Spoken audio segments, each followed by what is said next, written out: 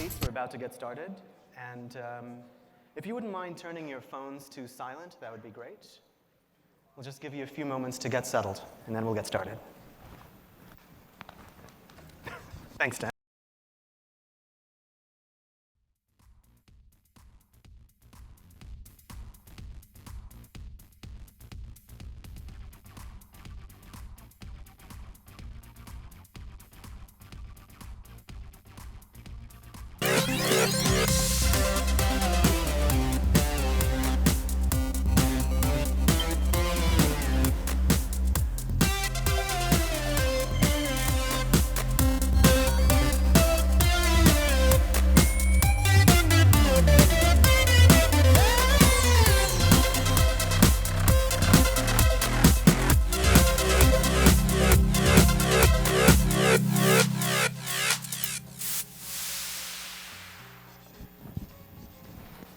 Hello, everyone.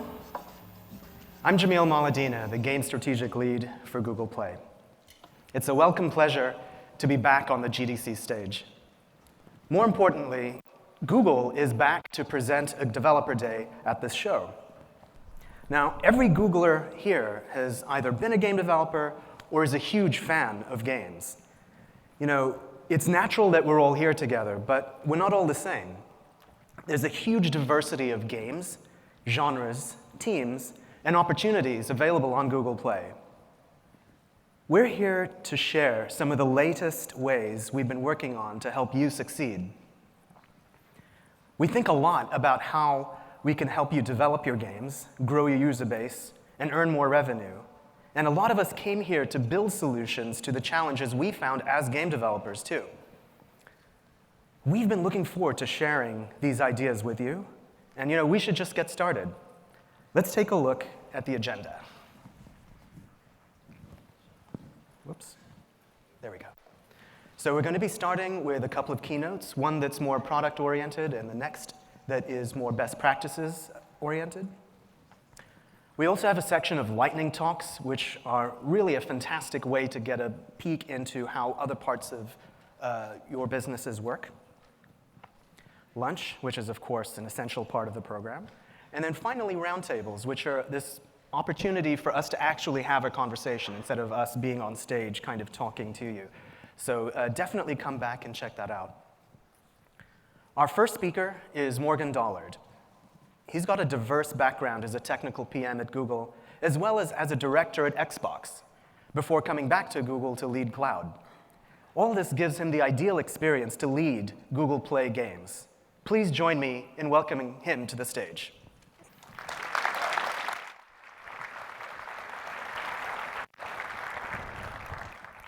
Thank you, Jamil. I'm really excited to be here today, and we have an incredible lineup of products and speakers in store for you today. There's never been a better time to turn your passion for games into a business. Mobile gaming remains the fastest growing segment of the games industry, and Android and Google Play are at the forefront of that growth. Google Play has the most vibrant, diverse, and engaged gaming community. Gaming on Android is a global phenomenon, with Google Play reaching more than 1 billion monthly active users in more than 190 countries. Every year, we see more and more developers finding success on our platform, and over the number of games with over 1 million installs has increased by 50%. That's amazing momentum, and we're incredibly excited to see you succeed. So as remarkable as these numbers are, you, the games developers, are the real heroes of this story. The contributions of developers, like many of you in the room, were integral to the adoption of Android. So let's give a round of applause for all the developers that helped Android succeed.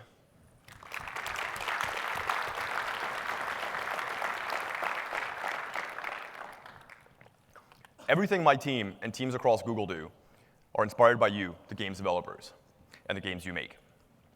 You are the ones that take big risks, that are pursuing your passion for games, for many, a passion since childhood. You eat, sleep, and breathe video games.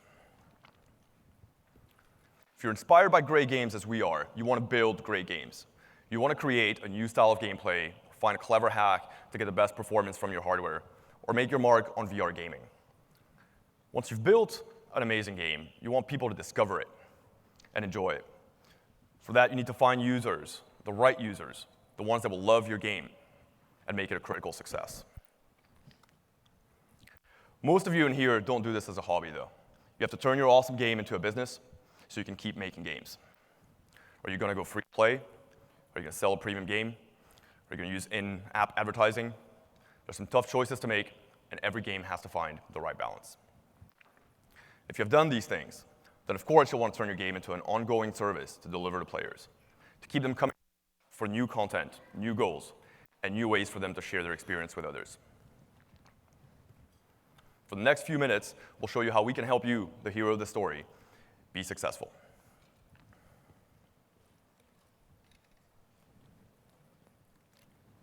So let's talk about making great games.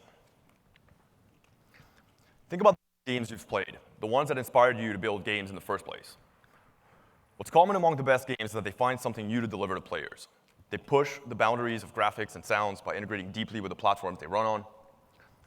Mobile technology is moving fast. We now have a generation of mobile devices that are near console quality, and you need powerful tools to make them perform. And Google is working to bring you the newest and best tools to take full advantage of these on Android. Last week, we announced the Android N preview, and this year we're trying to give you earlier access so you can build and test your games with the latest generation of Android. Android N contains a lot of new features for users, including improved battery life and performance, new interactions for large screens, improved accessibility, and some new security features. And for game developers, we have some exciting additions to Android N. OpenGL ES 3.2 support, which includes great features like geometry, tessellation shaders, and ASTC compression. And also includes new multi-window features, including support for split screen on phones and tablets, as well as picture-in-picture for Android TV. For data plan-constrained players, N offers Data Saver, a foreground-only data usage mode, and you'll also be able to take advantage of new notification features like notification bundling and new customization options for relevant notifications. Your games also need to look great. So a big part of the upcoming Android platform is Vulkan. Vulkan is a new 3D rendering API, which we've helped to develop as a member of the industry group Khronos, which develops open graphic standards like OpenGL ES. Vulkan provides explicit, low-overhead GPU control to developers. Now let's take an example of that, of Vulkan running on Android.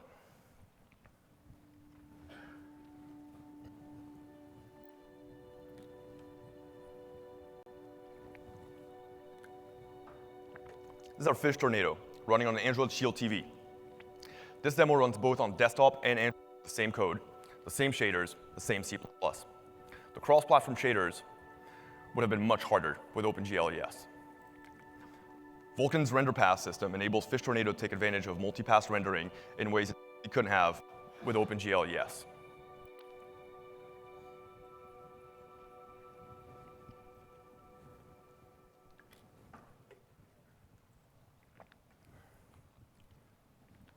In January, we announced the spatial audio addition to the Cardboard SDK. Many apps create simple versions of spatial audio by playing sounds to the left and right in separate speakers. But with this SDK update, your app can produce sound the same way humans actually hear it. All your players need is their smartphone, their headphones, and the Google Cardboard viewer. Overall, the SDK allows more convincing 3D specializations via modeling the physiology of your head. This SDK update gives you the ability to put your players in tiny spaceships, huge caverns, with even better performance. Great audio like this can make for very immersive games and virtual reality apps. So why do you make games? To entertain and delight your players, of course. For that to happen, you actually need players. Google has a number of ways for you to find and engage with your audience. Advertisers have long been able to control who sees their AdWords ads, and in the coming weeks, we'll be launching even finer options to reach high-quality users with active user targeting for games. This new type of targeting for Android apps can show ads to users who have spent more than 5 minutes playing games or played a Google Play Games integrated game. Game developers can show their ads to game lovers, and combined with other types of targeting, such as particular game category, they can reach a very precise audience. Video is also a powerful way to let users see gameplay, graphics, and features before downloading the app. And we've been exploring ways to give developers more opportunities to connect with users. with their game videos on their mobile device. And we've discovered that over 80% of video ad views in mobile apps on the Google Display Network start from devices held vertically. Over the next few weeks, we're launching portrait video ads. So users can see a full-screen, immersive portrait video experience without having to reorient their device. We've seen significant improvements in both click-throughs and conversion rates from game developers using portrait video, resulting in a much lower cost per install and a larger number of downloads. Search trial run ads will be in beta soon and will allow users to stream apps directly from ads on Google Search. With this new ad format, we're making it significantly easier for you to promote your games while giving users a chance to try a game for up to 10 minutes before choosing to download it directly from Google Search. It's a great way to drive highly qualified users to your game. For those of you who are indie developers, you'll be excited to hear we're adding a new way to highlight you and your games with a new Indie Corner in the Play Store. The Indie Corner is dedicated to highlighting truly amazing and unique indie games that users love. Here's how it works. First, you have to make a great game. You submit your game to participate in the program. Games are then featured in the Indie Corner collection in the Google Play Store. If your game gets traction with users and achieves critical acclaim, it can ascend and be featured in the Indie Masterpiece collections, which highlights the very best indie games on Google Play. Check it out today. The Indie Corner collection is live on the store. Last month, we launched gamer IDs and avatars to give users an improved Google Play Games experience. Users can choose their own gamer ID and avatar, set their privacy preferences, automatically sign into games. Our sign-in improvements also benefit developers. Automatic sign-in can make it easier and faster for players to start playing games. In the next few months, we'll be adding gamer friends to Google Play Games so that players can build connections with their friends or gamers they interact with in-game. So you can see some screenshots of how this works. You can find other players based on either our recommendations or invite them to become friends.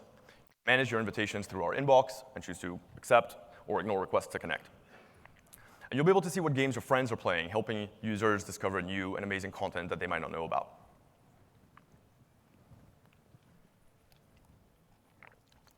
Gameplay videos are a great way to drive viral growth for your games.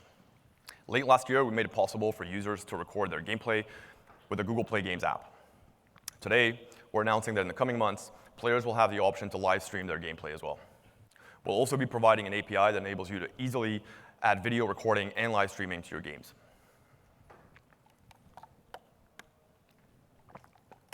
Monetizing your game is an important part of this journey. You can, of course, monetize directly through Google Play by using in-app purchases, selling your premium game, or using in-app advertising.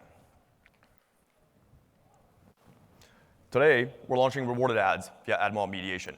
You can now grow your app's overall ad revenue by adding reward-based ads from third-party providers to your app via ad mob mediation. Reward-based video ads enable users to earn in-game currency or items of value in exchange for viewing ads. You choose a reward amount. You experiment as often as you like to find the optimal amount without having to resubmit your app to the stores for approval. AdMob mediates the ad, choosing the ones which can earn you the most. And ads will come from third parties. We have certified adapters for leading rewarded ads providers such as Chartboost, Vongo, AppLovin, AdColony, Fiverr, Upside, Unity, and many more coming. And now, I'd like to introduce Ben Frankel, who's a product manager for Play Games Developer Experiences.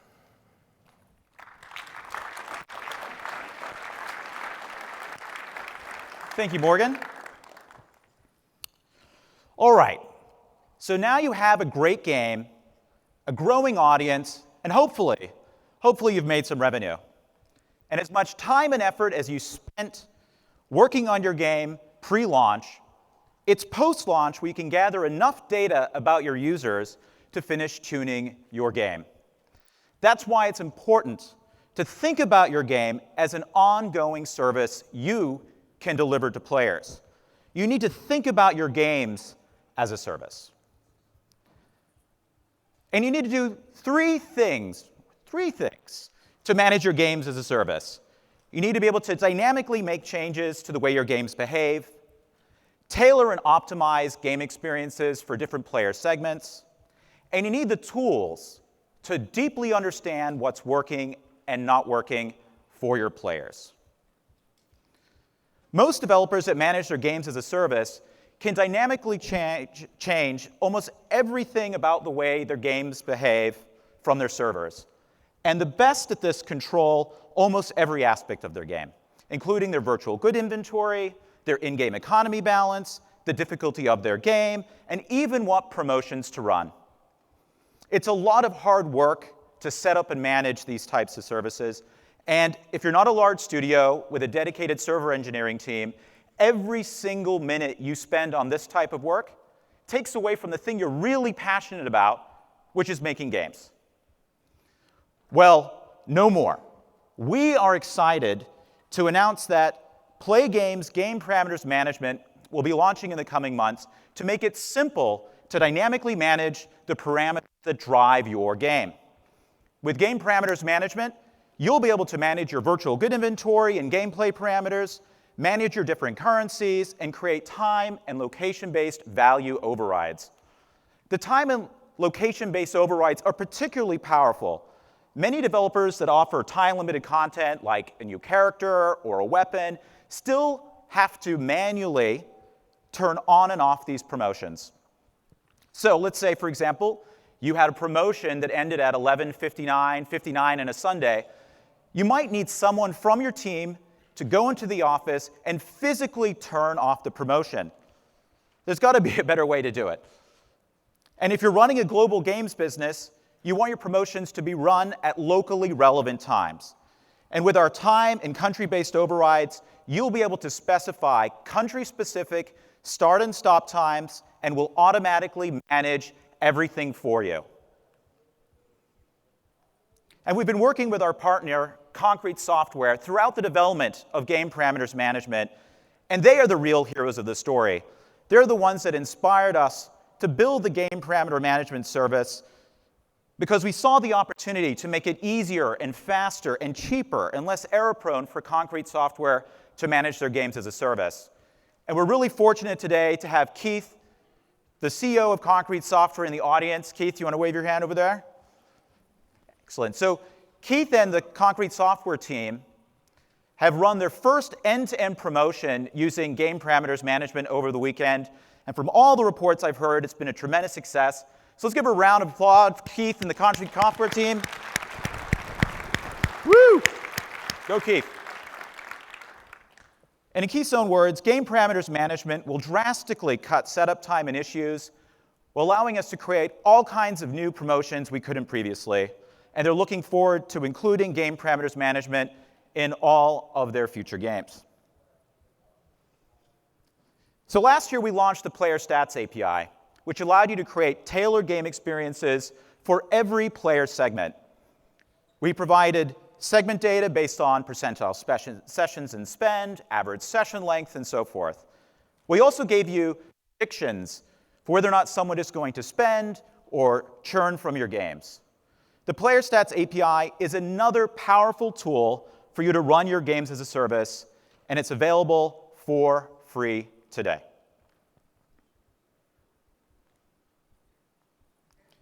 Developer Underwater Apps has a killer application of the Player Stats API. They integrated Player Stats into their flagship title, Tap Ventures, and used the spend prediction signal to determine whether or not they would show ads to users. If a user was predicted to spend, they didn't see any ads at all. And for users that were not predicted to spend, they would see ads every single time they opened up the game.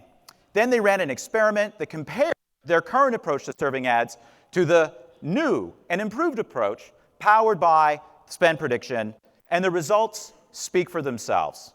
Revenue from ads was 17% higher in the cohort predicted not to spend, and not showing ads to users that were probable to spend increased the number of IAB transactions by 15%. That's huge impact, and we couldn't be more excited for them. And we've continued to invest in new predictions to make the Player Stats API even more powerful. And we're excited to announce 2 new predictions will be available in the coming months. The first is a prediction of how much someone will spend in the next 30 days, and the second predicts the probability a user will become a high spender. And we couldn't be more excited to see what creative things you'll end up doing with these new tools. At last year's GDC, we launched the first version of Player Analytics, and we've made significant investments in new metrics and new reports. And most recently, we launched the cohorts and funnel reports to help you track the impact of new game features you've added to your game, learn where and why you are losing users, and to understand the differences in behavior between people who don't spend any money at all, people who spend a little bit of money, and your big spenders. And if you haven't had a chance to check out Player Analytics before, you can go to the developer console today and see the reports, see how they work with one of our sample games. And we've heard from developers that Player Analytics has had a big impact on their business. Developer Max Games has been using Player Analytics to help understand where and why there are losing players in their game Stick Wars Legacy. And with that data, they can focus their improvements to most efficiently improve retention. Max Games used the funnel report to identify levels in Stick Wars with above-average churn. And here's what Jason, their CEO, had to say. The funnel report is vital to balancing our game Stick Wars Legacy. And using the Play Games funnel report, we're able to reduce churn in level 6 by 40%. That's incredible impact. 40% more users now get to experience the rest of the game. And of course, since then, the bottleneck has moved, and they've identified more opportunities to reduce churn even further. So there you have it. You have new tools to create the best games, find the right audience, monetize that audience, and grow your game as an intelligent living service. And remember, you're the real heroes of the story, the developers. And all of these products and all these people here from Google are working for you to help make your business more successful. So go out there, make awesome games, and be the heroes we know you can be. With that, thank you.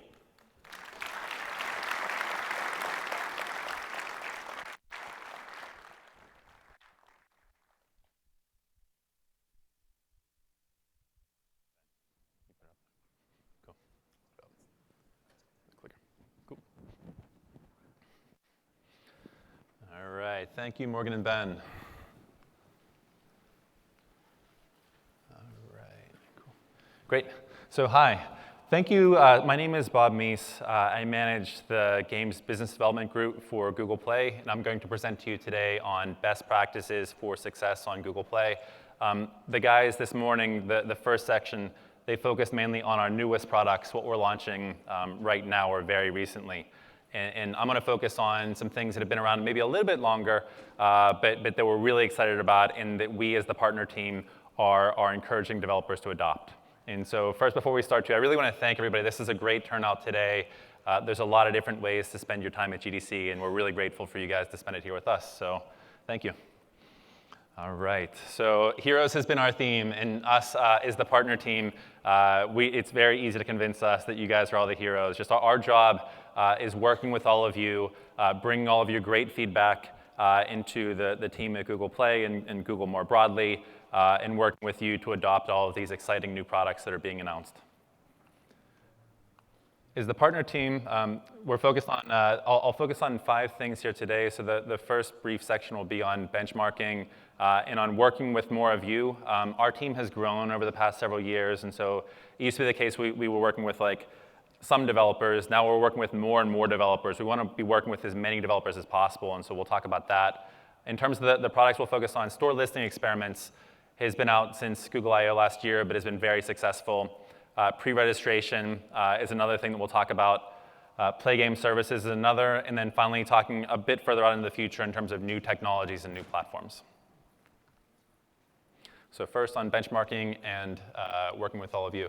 So retention benchmarking is something to keep in mind, and so this is public data that was launched last year in terms of what the retention curves for top games look like. And I bring this up just because as mobile games, as the market evolves and matures, many times when you're trying to get a player into your game, you're competing with what that person is doing right now, which is probably playing other games. And so it's really important to keep in mind what your metrics need to look like to make a successful long-term game, and having that discipline even before you're launching.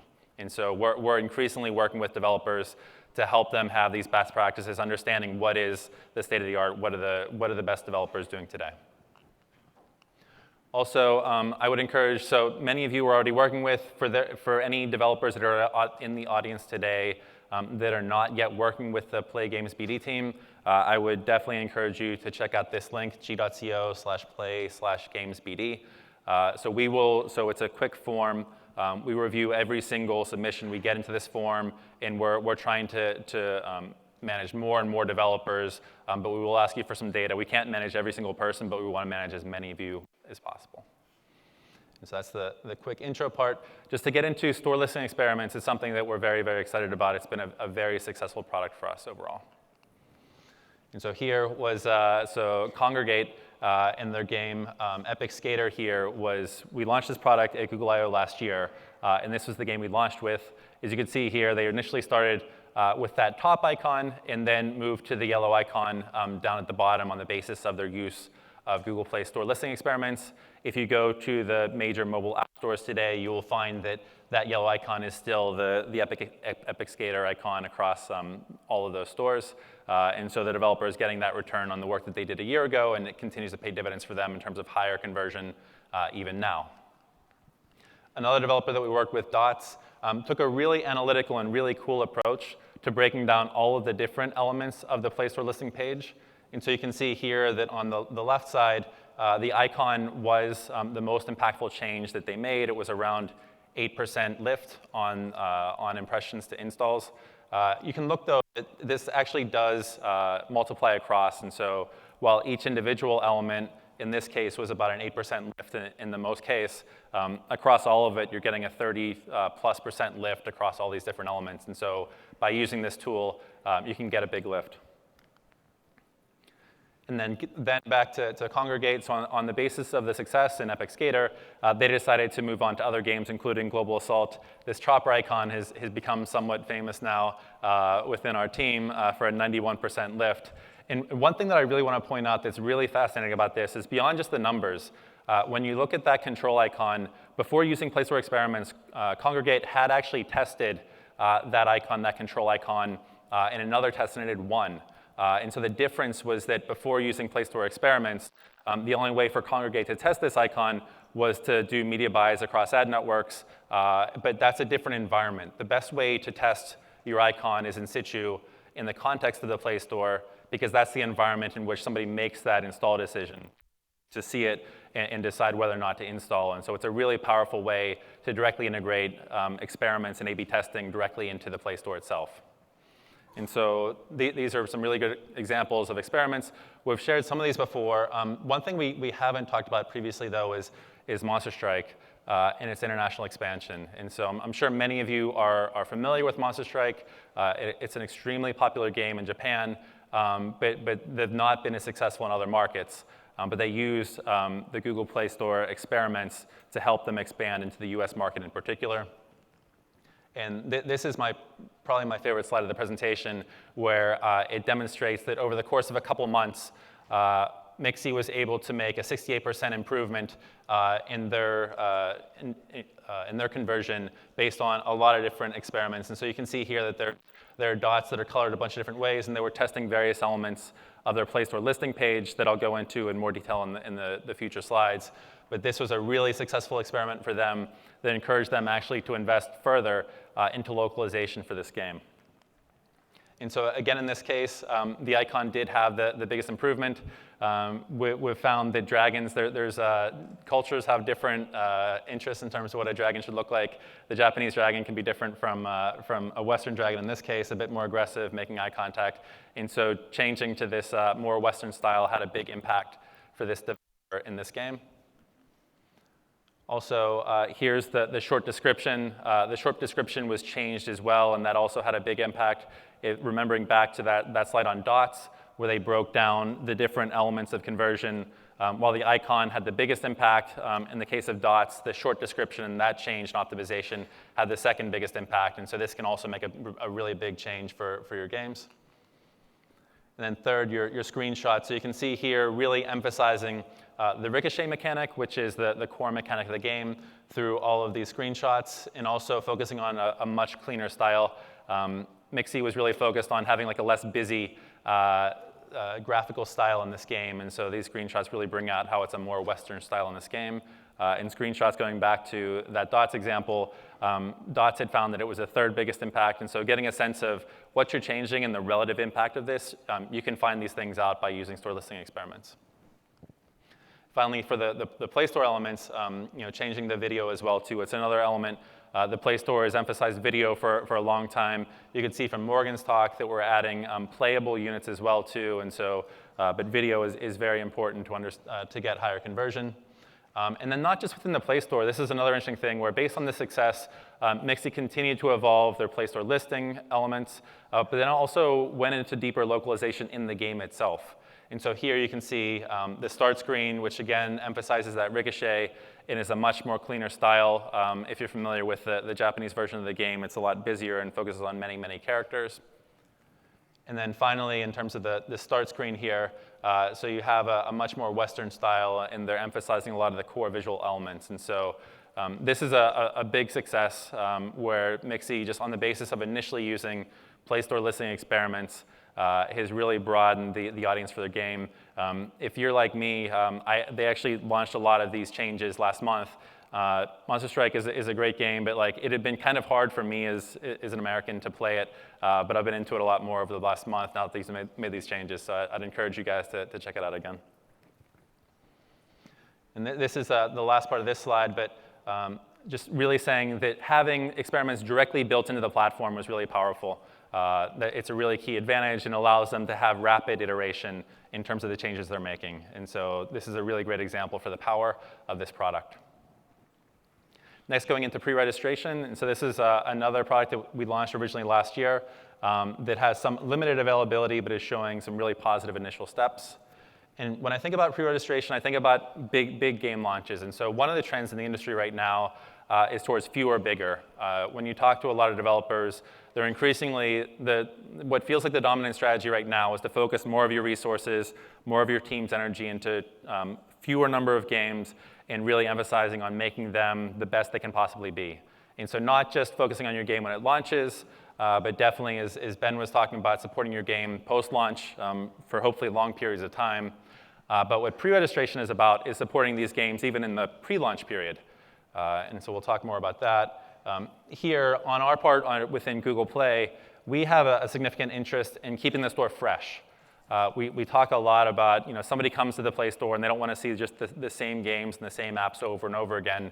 And so when we think about a developer's interest in promoting their game before it actually launches, and our strong interest in having a fresh store, that's where pre-registration comes into play.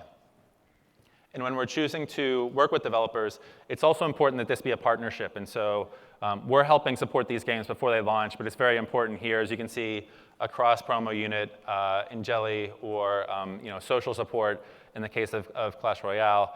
We're working together with developers to amplify and magnify these bigger launches. We're seeing this trend towards developers focusing more attention towards these big launches, and we want to find the best way to help them do that. Okay. Cool. All right, yeah, mic issues. And so just more mechanically how this works here. So on the left, you can see that the pre-registration button, so where you would expect to see an install button, typically within the Play Store, that'll be a pre-registration button. And then on the right, you'll see that you'll be made aware that the game will be available, and you'll receive a notification at launch. And this is something, again, that's very powerful. We're looking for a lot of the features that are most powerful when built into the store. And so when I talked about experiments, and it's most powerful whenever you can test within the context of the Play Store, Here, one of the benefits that you get of integrating Play pre-registration is the ability to have people become aware of the game whenever it launches. And so just to repeat, pre-registration is still not fully a public product. We're very cautious of the user experience and making sure that the games that start into Google Play pre-registration, that there's a really good user experience and they launch shortly afterwards. But this is something that we're interested in working with more and more developers in the future. And this is another great quote from Glue Mobile, talking about the benefit of pre-registration. It's really the key thing here is a clear call to action. And so developers are doing press, and they're doing PR, and they're doing marketing in advance of games. But without a clear call to action, you get a lot of loss in terms of people hearing about the game, but not necessarily installing it at launch. And so this is a really helpful tool to help people convert more of their marketing into installs. Cool. Next, talking about Play Game Services. And so Play Game Services is our global games network. This being used by a very, very large population of developers and players today. And as we talked about earlier, we're integrating more and more developer services into Play Game Services. And then there's other cool programs like the Indie Corner that we'd announced where eligibility for the Indie Corner requires developers to integrate Play Game Services. And so you can think of this game network as the underlying layer upon which we're going to build a lot of other programs and developer tools. And just some of the tools that I'll talk about in this context today are the Player Stats API, Player Analytics, and then some of our video recording features. Some of these were covered earlier, but these are really important ones, so I want to emphasize. Again, talking about what we as the BD team are encouraging developers to adopt, these are some of the biggest priorities that we see. And so in terms of the Player Stats API, so just machine learning has been a really hot and fun topic at Google. I don't know if anybody else has been watching AlphaGo, but it's been a lot of fun over the last week, and there's a lot of machine learning that's happening in the context of Google, and this is our ability to expose some of those great tools to more developers. And so here, really focusing on prediction. Ben had talked about a bit about this, but churn prediction and spend prediction is really powerful. And so a lot of the really cool technology that Google's building and developing for generalized uses, and in other cases, we're applying that to Play Game Services through the Player Stats API. And again, so the underwater apps guys are becoming a bit of a favorite, but this was really powerful where just that ability for developers of all sizes, this is quite a small developer, to be doing more advanced segmentation based on prediction around spend. And Ben had shared some of these results around a 15% increase in the number of in-app purchase transactions and a 17% increase in the amount of ad spend for advertising. And so here, just you get this benefit just by using Play Game Services of having Google's machine learning technology that you can apply into your game, and we think that that's really powerful. Then also getting into player analytics reports. And so I had mentioned at the beginning about retention curves and how important that is. I know that retention, it can be hard. Like there's a lot of different ways to measure retention. But player analytics includes a retention report, which is a good default. If you're unsure how you're measuring retention, we strongly encourage you to be using these reports. And then the sources and sinks report gives you a sense of how much currency you're generating versus how much your players are consuming. Again, the underwater apps guys had a lot of success with that, and one of our hero developers from last year, Bomb Squad, also had a lot of success with this sources and sinks report, and so I encourage you to check both of these out.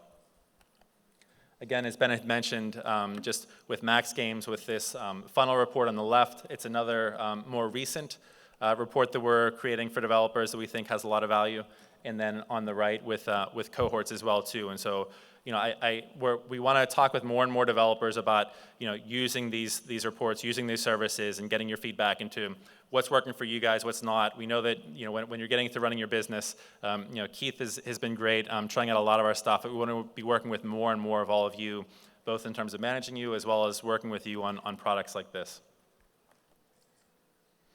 And then finally, in the Play Game Services part, video recording is a big opportunity for us. Obviously, you see YouTube here as part of this, where by combining the size and power of Android and Google Play with distribution through YouTube, there's a ton of potential for this product within a Google context.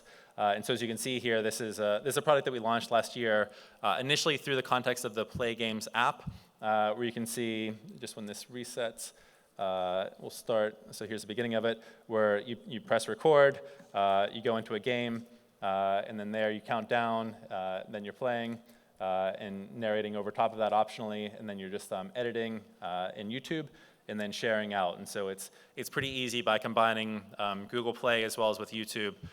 You can reach a very large audience by integrating the video recording products that we have. We started by doing that through the Google Play Games app, and now we've just announced that we have an API as well too, where we already have a couple developers that have adopted that, including Minecraft Story Mode and Summoner's War as well too. And so you'll start to see the video recording API integrated directly into more and more games. All right, so almost done with this part. So new technologies and platforms. And so after my session now too, we're gonna have a bunch of lightning talks.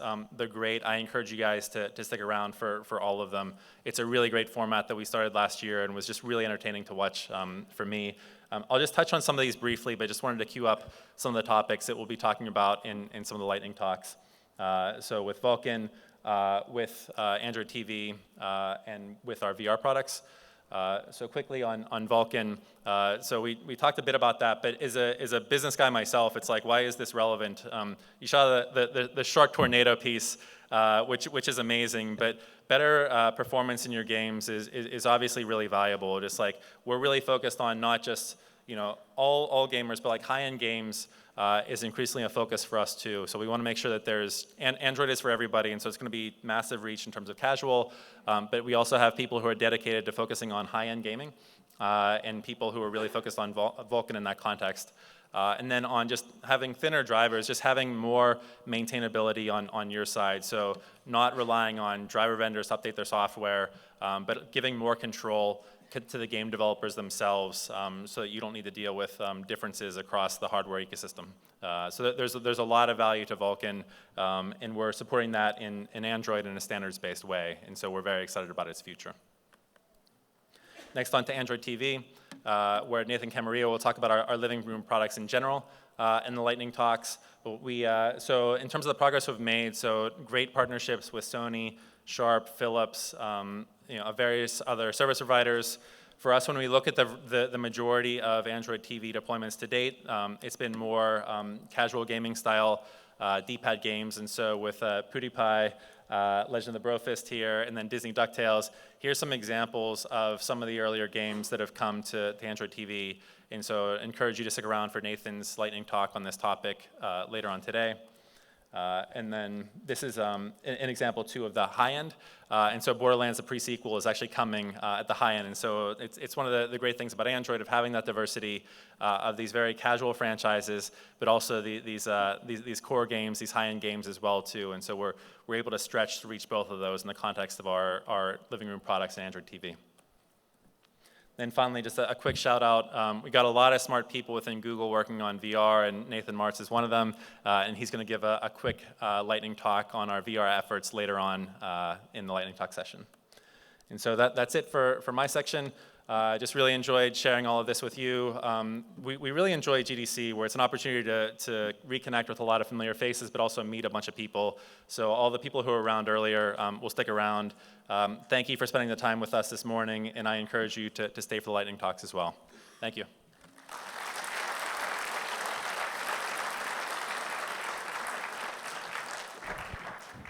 Okay, a couple of quick notes. We've got a short break in the schedule, but there's a risk if you get up and get out of the room, because there's a line out the door, and we can't necessarily guarantee your spot. But feel free to get up, stretch your legs, do some email, get your daily login rewards.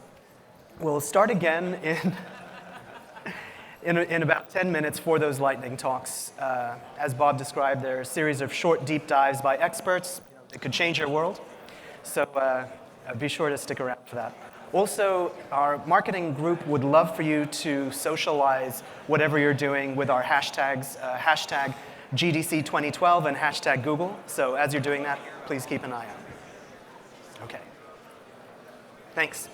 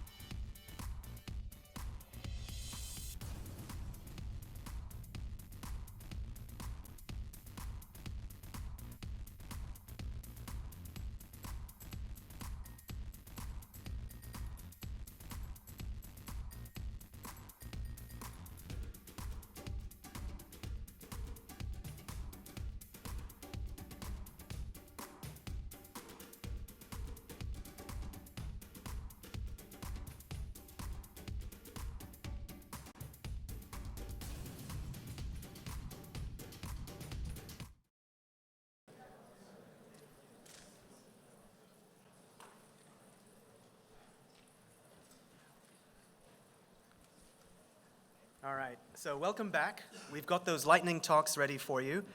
As Bob mentioned, they're in every discipline, in engineering, product, monetization, new features, but they're in areas that are important to the people that work around you in your studio. And like your studio, all of these concepts fit together like pieces of a puzzle.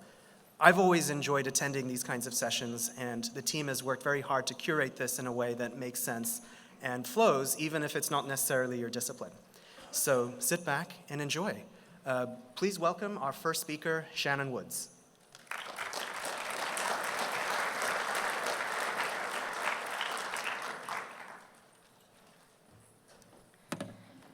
Hi, I'm Shannon. I'm going to talk to you about how to draw fast on mobile GPUs with Vulkan.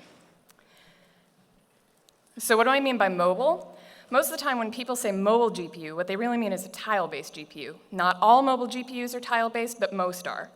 This means that the render target is split into separately rendered tiles, so the GPU can keep resources needed to render a single tile stored in on-chip memory, which is fast and inexpensive power-wise to access.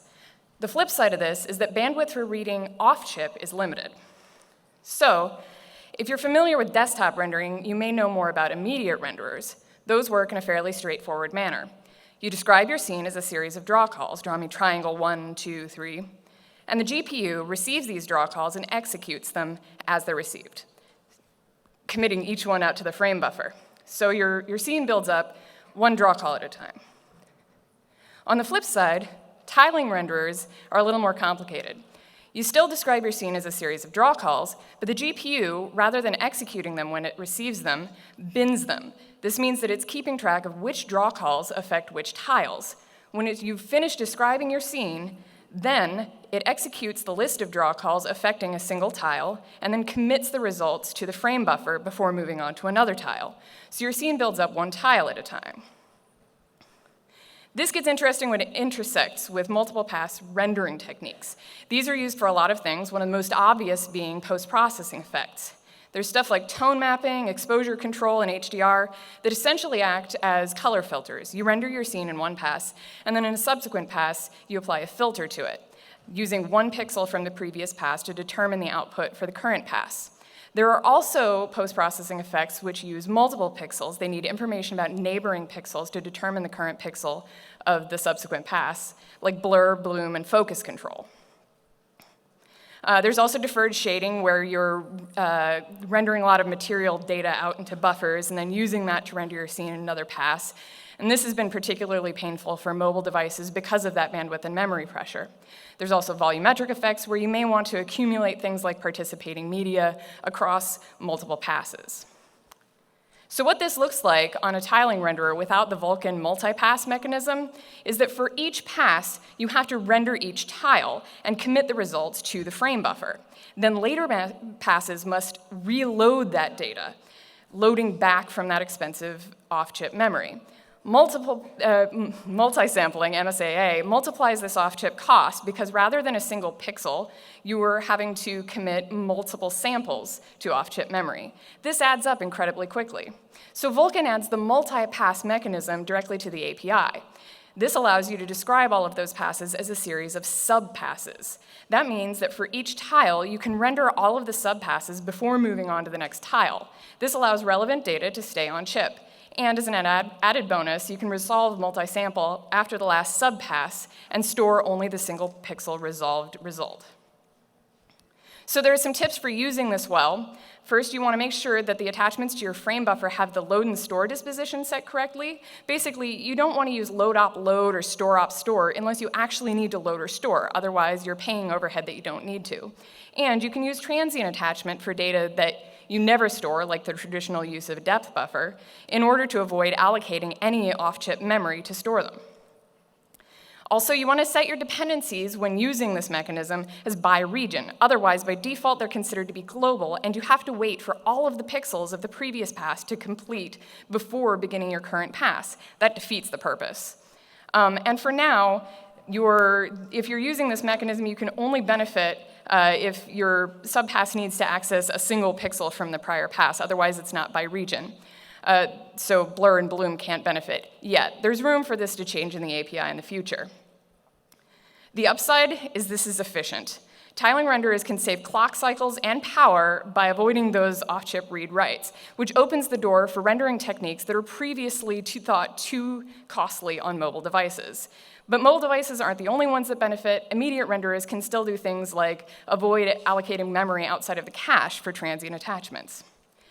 So armed with this knowledge, I hope you get out there and you draw things fast. Thanks. Please welcome to the stage now, Andy Zoe.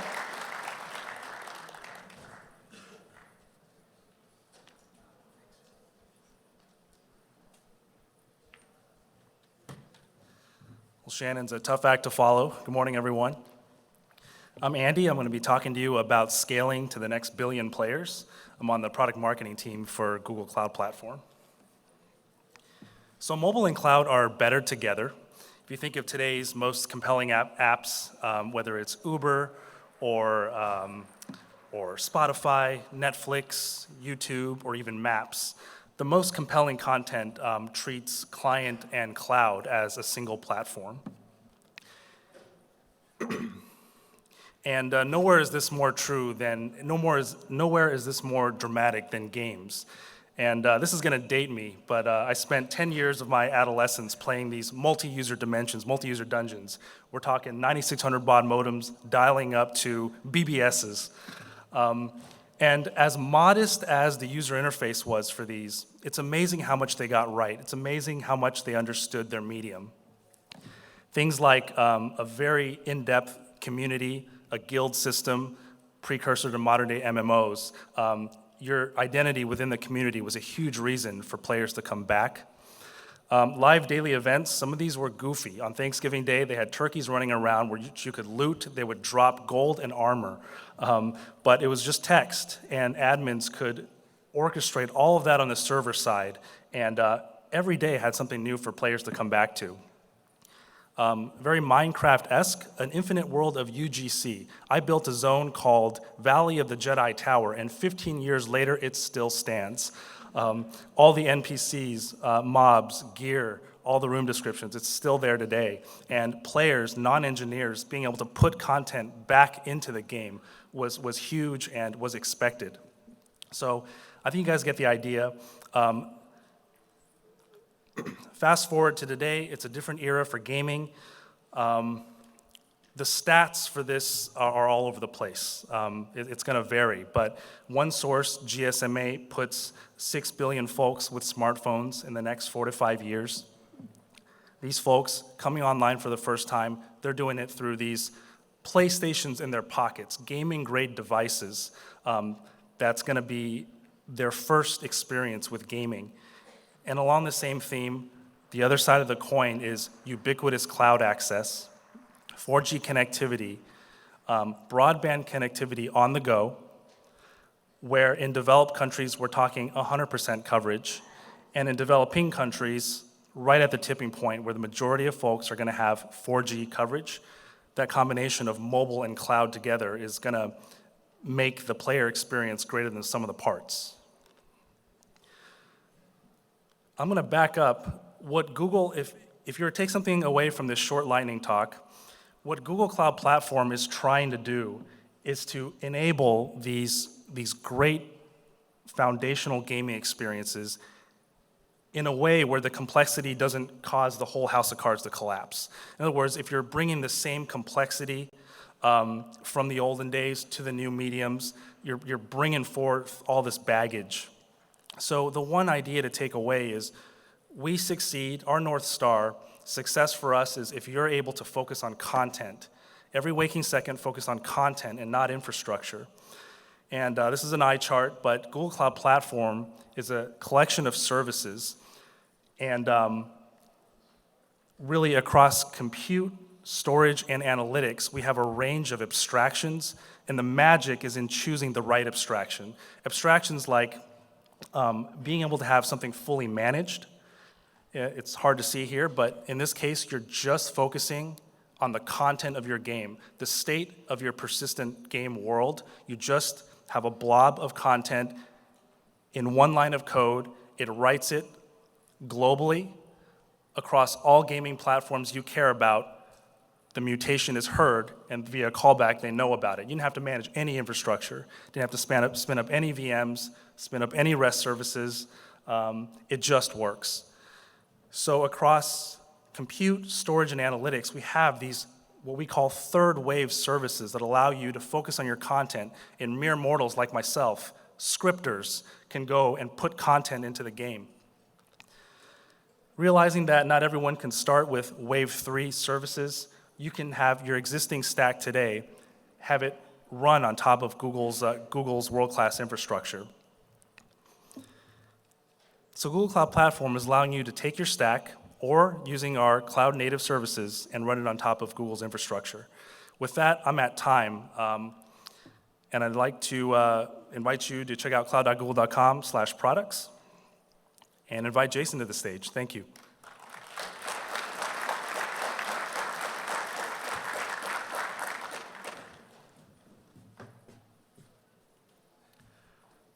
A couple of years ago, I got involved with some people. Not Java coders, no.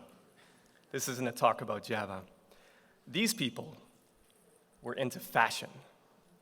Now that's a bit out of the stereotype for a coder, but what's a coder gonna do? Well, I studied. And it was interesting, these principles of fashion. Fast forward and we're working on our next game. We need an art style, but we're short an artist. So what's a coder gonna do? Well, I studied.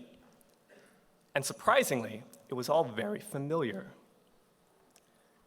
It turns out that the principles of fashion are just the principles of aesthetics, and the principles of aesthetics are universal. So if you learn something about dressing well, then you learn something about decorating your living room, choosing a font for your business card, and yes, improving the visuals of your next game. So let me tell you a bit about what I learned. I learned that this is wrong. So wrong for so many reasons. But one of those reasons is that there's no contrast. Now these outfits have contrast. Notice how the colors define recognizable shapes so the eye knows what it's looking at. Notice too how the details draws your eye in so that the eye knows what it's supposed to be looking at. Now this same principle applies to games. In Prune, at the start of the level, all of the colors are solid, and all of the shapes are geometrical. Then, when your tree starts to grow, it starts to add a little detail to the scene. And at the end of the level, there's an explosion of detail and colors. This addition of contrast is immensely rewarding aesthetically. It's like you're aesthetically completing the scene. So, contrast in shapes, details, and color. The eye needs contrast. Okay, so contrast is good, right? Then why is this so wrong? There's no cohesion here, there's no focus. Everything is vying for your attention. These outfits have repetition.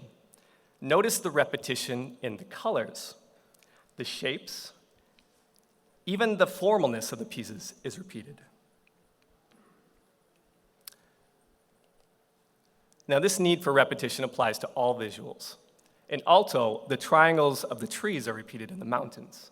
The circle of the sun is repeated in one of the trees on the right. The overall color is consistent, and it frames the one strongly contrasting shape, your character. So repetition in shapes, colors, and styles. It unifies your look and allows you to focus attention. Now for colors, you can go wild. That's what Keita Takahashi does in his games. And some people dress like this too, which is amazing. But there's a definite method behind colors like this. Colors like this are hard, which explains why most of the people in this room are wearing blue. But colors can be easy too. Sometimes you just see a color combination that you really love, so all you have to do is remember that, and then you can wear it yourself, or you can use it in your next game. Like in Journey, they didn't use blue for the sky and brown for the sand. They chose colors that were far more vibrant and impactful. And they knew those colors would work because they were probably wearing them themselves just the other day. Or in Monument Valley, you can see how the bold color palettes add to the emotion of the game.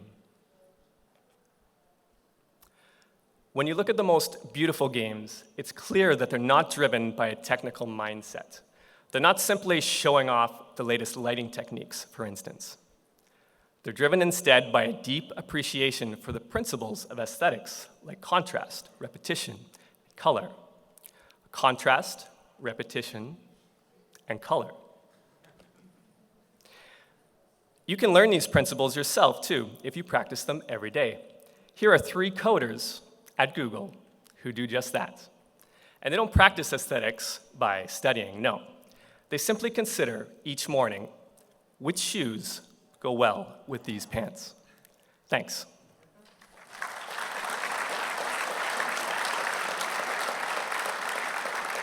So now please welcome my friend and colleague, Dan Galpin.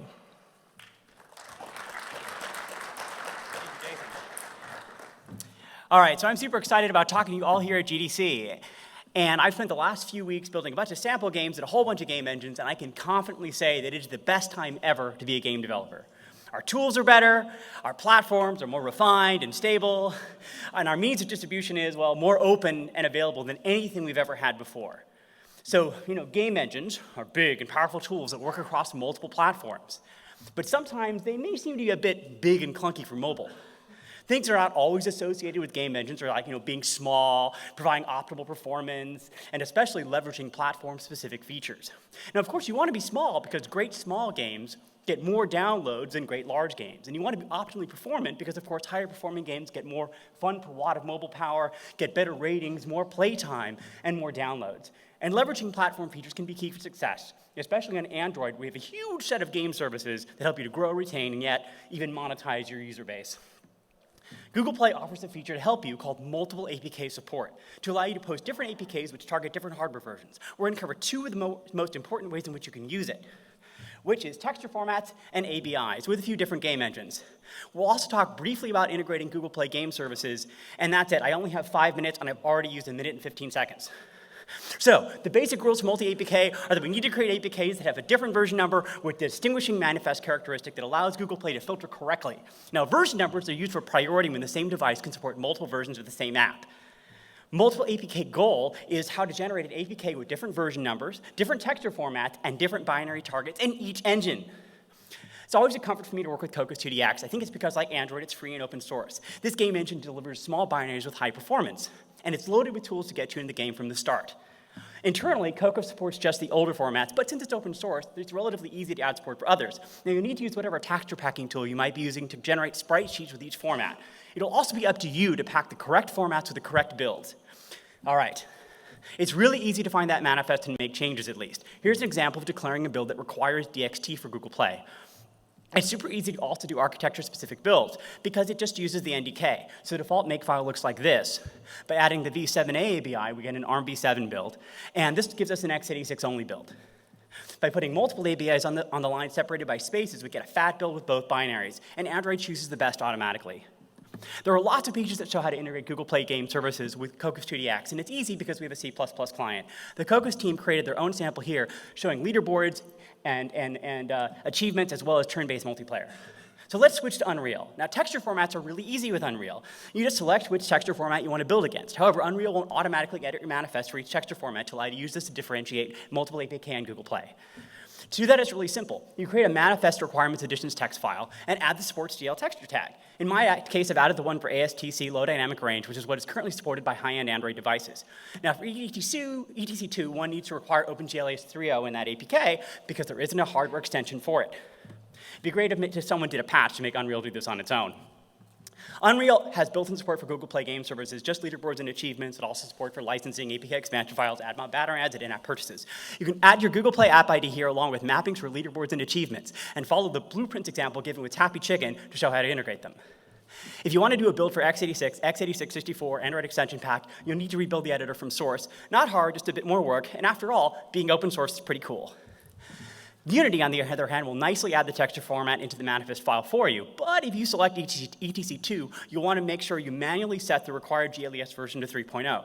To do this without selecting the ES3 path in Unity, you can take advantage of manifest overriding. by creating an Android manifest file in the plugins directory that contains just the user's feature file for ELES version. This is also how you can add any customizations you might want to in the manifest. You have to go to player settings to switch the ABI type for Unity, which today just supports ARM v7 and x86. Unity doesn't have any built-in support for Google Play Game services yet, but fortunately we've written a plugin that supports almost all Play Games features. And if this were in a lightning talk, this is where I'd go into an in-depth discussion about how to use this stuff. There are many other options too. GameMaker and Corona have great Google Play Game Services integrations, with Corona also integrating our real-time Liquid Fun 2D particle simulation. Defold from King allows for amazing real-time changes in a cloud-based development environment, and Autodesk Stingray has powerful integration with professional 3D tools. Remember, have fun, think small, leverage Play Game Services, and package the best binary for your users. Thank you. Here's how to reach me, and please welcome to the stage Nathan Camarillo.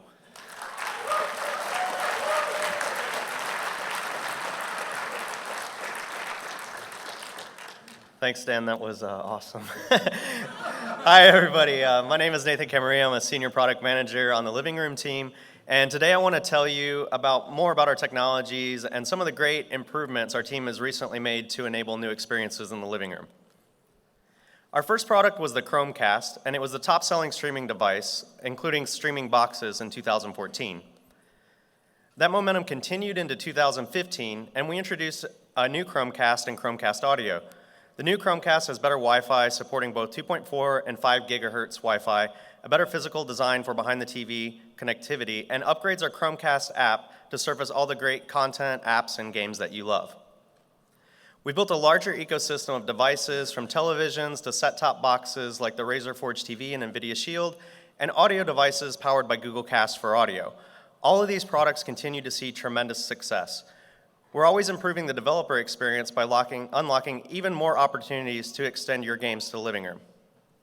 And televisions with Android TV already built in, like the Sony Bravia, are proving very successful and give you all the power of the Android TV platform with Google Cast built in. Simply put, Google is already in the living room. Come join us if you haven't already. We're here and will continue to be here in the future. So first, let's talk about Google Cast. Google Cast is designed to use your mobile experiences to drive entertainment experiences on your home devices. People love using their mobile devices and tablets to find content quickly without the cumbersome chore of setting up all their accounts and trying to find content with a traditional slow remote interface. And Chromecast is really easy. You just pick content using the apps you already know and love, you tap the Cast button, and you enjoy the content on your TV. A Google Cast game extends this concept to gaming and enables multi-screen gameplay between mobile devices and television. People love games, so much so that it's the most popular category by far of all apps in the app stores. But gaming on the TV is not always that easy or cheap. You'd need a device that's a few $100s like a console, or you have to buy a remote or game controllers for every player. Wouldn't it be so great if I can just play games, any of the mobile games I usually play on my phone, on the TV? With Google Cast, you can. It leverages the power of your phone to render great gameplay on your TV with just a $35 device, or you can cast it to your Android TV. And we made it easy for any mobile game to get on the TV with Google Cast. That's why we created the remote display APIs for Google Cast. There's millions of mobile devices with powerful GPUs and sensors ready to send amazing interactive content to the largest screen in the home. With the remote display APIs for Google Cast, this is now possible. To make it extra simple, we released a Unity remote display plugin in the fall. There's a Unity plugin sample to get you started, and you'll be surprised how quickly you can extend your existing Unity game to the TV.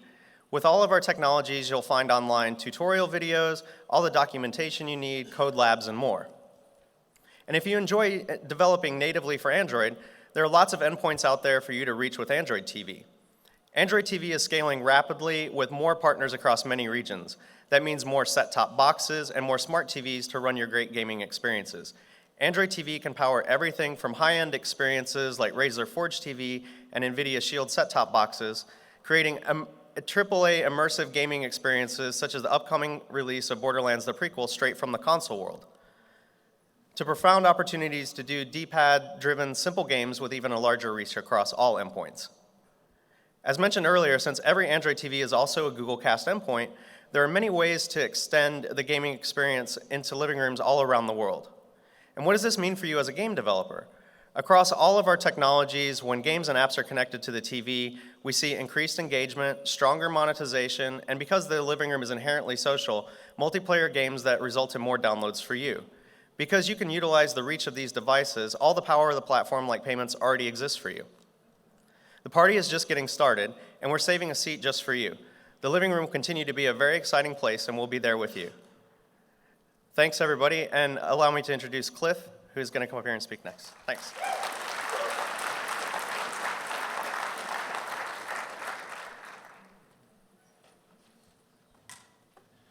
Good afternoon, everyone. My name is Cliff Samaniego, and I work on the business development team focused on Google Play games.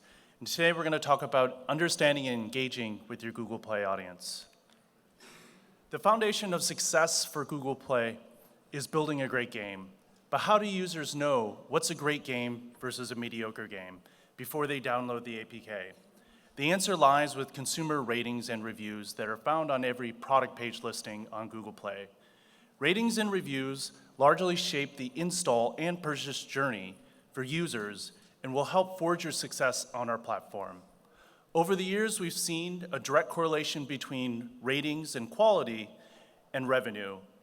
The game developers that have higher ratings will have a greater opportunity to make more revenue on Google Play. So it makes sense that you spend the time looking at what users have in terms of feedback and actively managing their feedback. With ratings and reviews, we also feel that you have a great opportunity to talk with your most passionate and engaged audience. After all, they're the ones that are leaving you feedback directly on Google Play. However, the burden that sometimes comes with popular games is the influx of reviews. How can you manage all these reviews that come in? With 1,000 different reviews, you're going to see that not all feedback is equal, and you're going to also experience the good, the bad, and the ugly. However, this shouldn't deter you from mining that great information and understanding user satisfaction, and in the end result, making improvements to your game quality. We've recently announced new improvements that will address a lot of these issues that you face. That's going to allow you to search, organize, diagnose, as well as take action very quickly. Some of these recent enhancements include ratings over time, where you're going to see upswings and downswings of ratings for a set period of time, ratings by device, app version, Android version, country and language, and more. You're going to be able to look at review highlights where we're going to bubble up common themes that are found in the reviews, the ability to search through text in reviews, and also look at device on a per review basis, device metadata on a per review basis. And last but not least, we also made an enhancement to receive notifications for updated reviews. Now, let's take a look at mastering ratings and reviews with 5 very easy tips. First, be sure to always reply to reviews, whether they're good or bad. What you want to do is build your community on Google Play and make sure that they are being listened to. Thank them for their suggestions. Also, let them know if any bugs are being addressed. Include, if you can, your email support alias in the reply, especially if you're going to have a lot of bugs that need to be handled en masse, and your user support team can handle that. If you follow these steps, users will often positively change their rating. Next, make sure you're looking at reviews and how they change over time, and overlay these with your updates.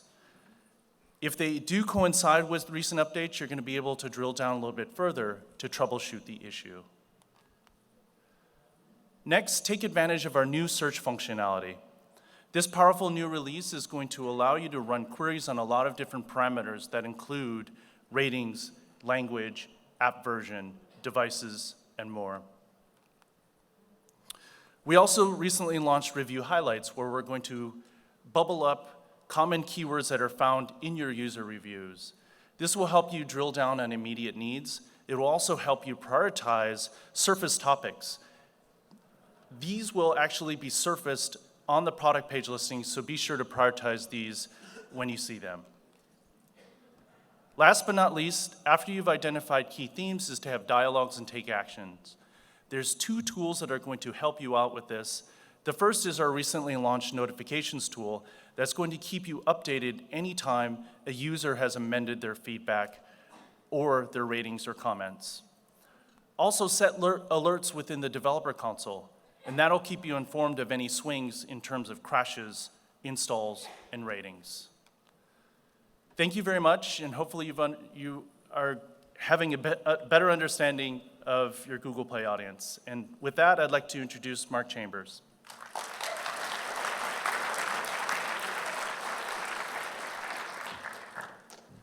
Hello. I can't speak as fast as Dan, but I will try and do my best. My name is Mark. I'm a developer advocate at YouTube. I'm going to talk a little bit about gaming and then a little bit about some new APIs we've launched for interactivity on our live platform. First up, gaming on YouTube. It turns out it's actually pretty big. We have a lot of gaming content on YouTube. We have a lot of gamers watching content on YouTube, Let's Plays and reviews and live streams, and it's always growing. We saw this and we built YouTube Gaming. We wanted to give that content a home. So we built this place where all of our live and all of our VOD content can come together in context that makes sense for gamers so people can find it and understand it. And it just looks really slick.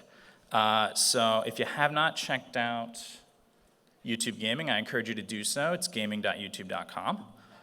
And I mentioned live content. And so we really like live gaming, especially the community that kind of springs up around it.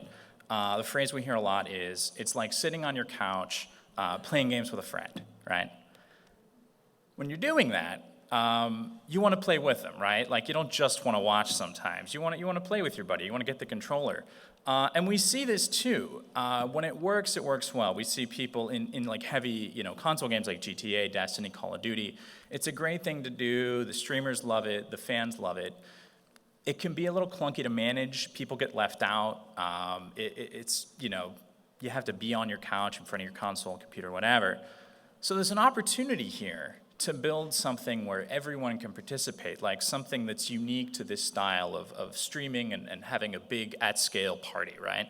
Like if I were to call people up on stage versus have people raise their hands and and so on.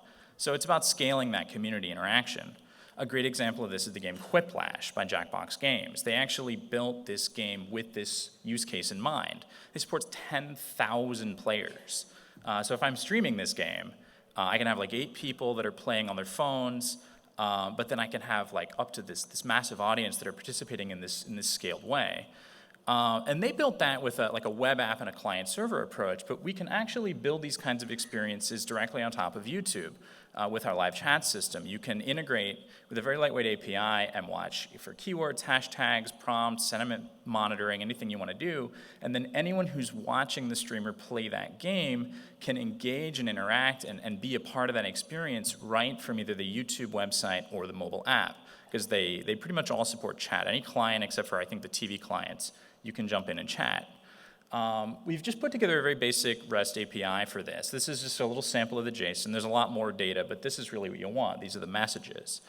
You can understand a little deeper. You can see if people that are watching the stream are donating in real time and potentially unlock benefits for those people, as a lot of YouTubers like to monetize their content through our fan funding and sponsorships programs.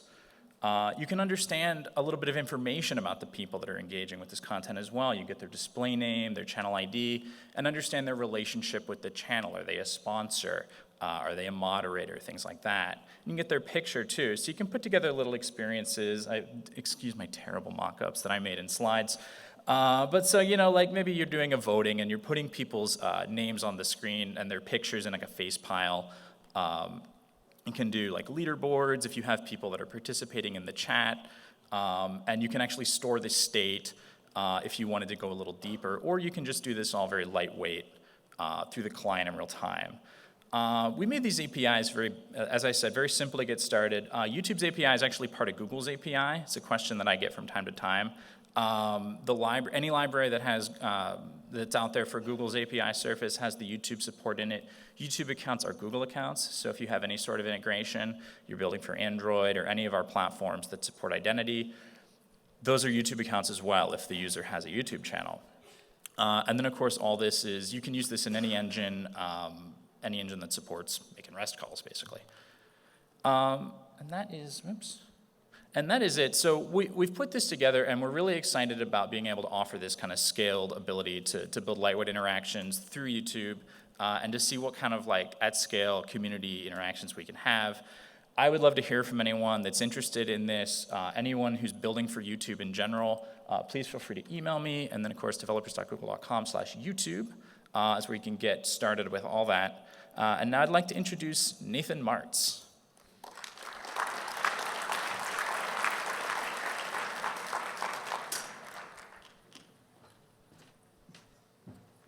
Hi everyone, I'm Nathan. I'm part of the Cardboard VR team.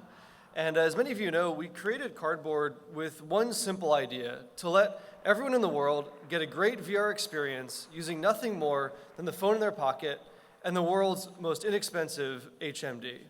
Now, that sounds simple, and of course, executing that is harder than it sounds. And the main challenge is that when you build VR for everyone, you find out that most people have everyday phones, and you need to build apps that work on them. If you look at amongst our Cardboard users today, two of the most popular phones are the brand new Nexus 6P and the Samsung Galaxy S4 from 2013. And of course, when you think about covering that range of devices in VR, the number one thing we think about is simulator sickness, right? If older phones mean lower performance means higher latency makes users sick, and we never want to make users sick. There's another, I think, though, more fundamental challenge for those of us building VR experiences on mobile devices, and that's that we want to make experiences for devices that run on batteries and make them just as compelling as VR experiences that are meant to run on devices that connect to your local power plant, right? Like covering this performance and fundamentally energy gap is a really important part of making great mobile VR for everyone. We've learned a lot about how to do this over the last couple years at Google, and I'm going to share 3 techniques with you today. The first one is to do with lens distortion. So lenses are what make essentially VR possible. They're what allow you to just take a screen that's just a couple of inches from your eyeballs and feel like you're looking out onto an expansive world. But they have a downside, and that's that these lenses actually warp the picture that you're looking at. When you view VR through a lens, what should be a straight line becomes curved. And the way you fix this is actually you counter warp your image, which most people do in 2 passes. You render your image normally, and then you post-processing to counter warp it to compensate for the lens. But of course, 2 passes is twice as slow as 1 pass, especially on mobile GPUs, which are really, really bandwidth constrained. So a better solution is to do your warping actually in the vertex shader. Everything that you can do per pixel, you can actually do per vertex as long as your geometry is reasonably well tessellated. And for most game developers out there, your geometry is already tessellated enough for this technique to work. Second thing I want to talk to you about is spatial audio. One of my favorite game development quotes is, music makes you feel, sound makes it real. And I think there's no medium where that's more true than virtual reality. So if you want to really create an efficient sense of presence in your VR apps and games, go for broke with the audio. But when you do, keep 2 things in mind. The first is you want to use really good spatialization. Most game developers are familiar with stereo panning, where you hear louder sounds from the left or from the right. But in VR, you want to use binaural spatialization so that you can hear sounds above you and below you, in front of you and behind you, and really feel like you're immersed in the soundscape. The second thing you want to do is really think about the environment within which your sound takes place. Obviously, this talk that I'm giving would sound very different if it was in a cave instead of this big open hall. So when you're modeling your sounds, model not just the spatialization, but the environmental rendering and environmental characteristics that your game is set in. Lastly, I want to talk to you about HD 360 video. VR video is an incredibly powerful narrative device. If you want to quickly tell a story in VR or create a sense of presence, there's no better way to do that than using 360 VR video. The challenge is that VR video is really demanding. It needs a very high resolution. You want to have it like 3K or 4K on a side.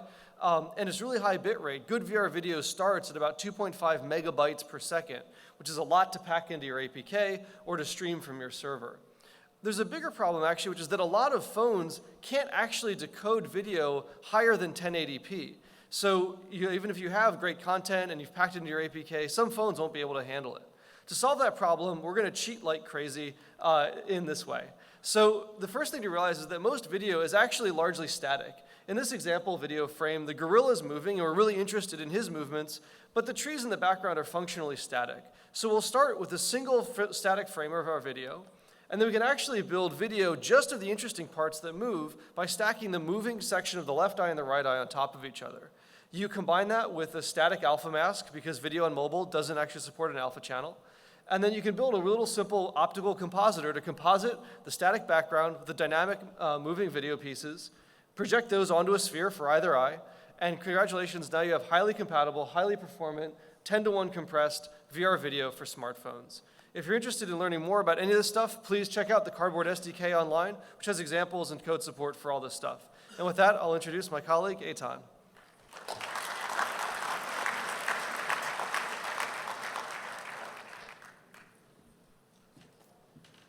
Thanks, Nathan.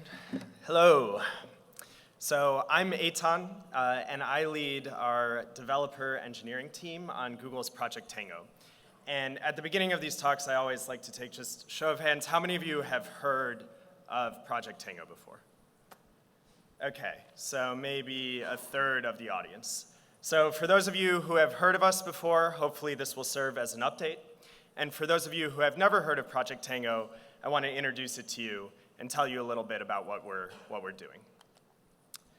All right, so Project Tango stems from this observation that today, interaction with our phone is fundamentally limited by the area of the screen. And whether you're at home shopping for an appliance online,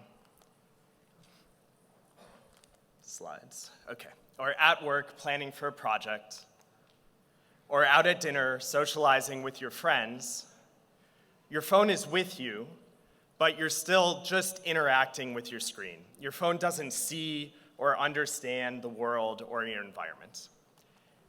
And on Project Tango, we want to break this barrier. We want to teach your phone to see and understand your environment and to augment our own abilities to answer questions about the world around us. Now, those might be questions like, how much paint do I need for this wall? Or will a couch that I'm about to buy online fit in my room? I recently made a very bad decision with a sleeper sofa. Or how do I get from where I am to the laundry detergent in a store? And of course, and most excitingly here, we can make games.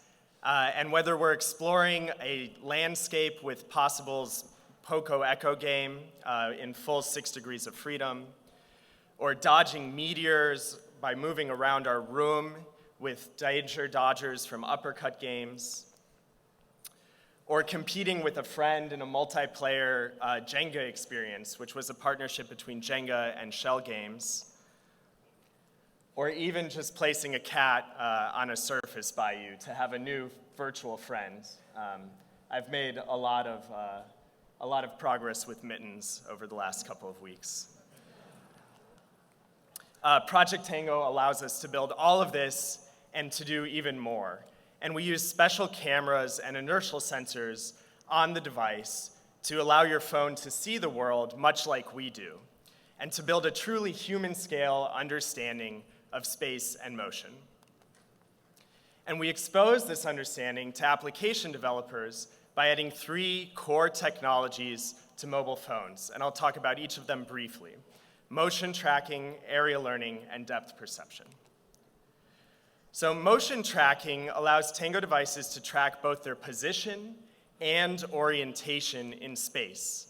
The device keeps a log of the visual features that it sees in the environment and calculates its position and orientation relative to static features in the world. Area learning allows Project Tango devices to recognize spaces where they've been before. When a distinctive visual landmark, think like a stop sign or something like that, or a special painting is seen, the device stores this in its memory. And the next time it, or actually any Project Tango device, comes into that space, the device sees that visual fingerprint and recognizes its precise location in the world. And depth perception allows Project Tango devices to see in full 3 dimensions, thanks to the addition of special depth cameras. This allows them to see and understand the geometry, structure, and scale of the environment that they're in. And there's no better time to build apps for this platform than right now. At CES, Lenovo and Google launched a partnership where we're building the first Project Tango smartphone, and it will launch in this summer. It's going to be available globally in the US, and it's going to be at mainstream price points. So this technology really is coming to mobile phones, and we're just at the start of what we hope will be a very large ecosystem. And to this end, we've actually launched an incubator program. So we're always looking for developers to build interesting content, and we want to help make that happen. So if you have an idea, please reach out to us. So that concludes my talk. Thank you so much for listening. We're excited to see what we can build. You can check out our APIs on developers.google.com, and you can email me directly if you want more information. And with that, I'm going to introduce Sunil, who's going to talk next. Thank you very much.